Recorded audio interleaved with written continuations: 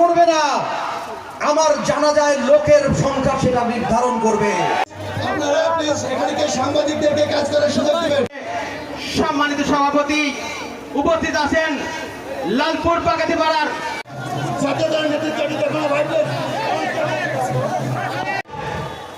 যে লোক সমাগম হয়েছিল, আমি তখন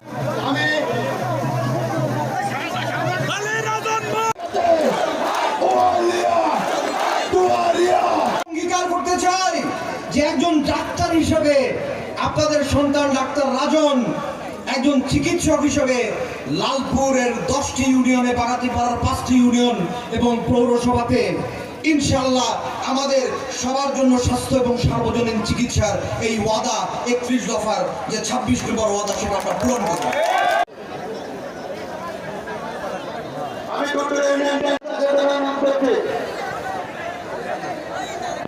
আমি একটু ক্ষমা চেয়ে নিচ্ছি, আমি খুবই সংক্ষিপ্ত।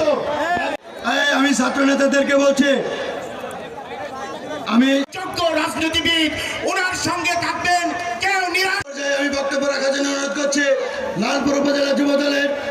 কোনদিন মুখ দিয়ে তার নমিনেশন চায় নাই, আমার শরীরেও তারই রক্ত প্রবাহিত, আমি নমিনেশন মুখ দিয়ে চাবো না। আমার বাবা যেমন বলে গেছিল,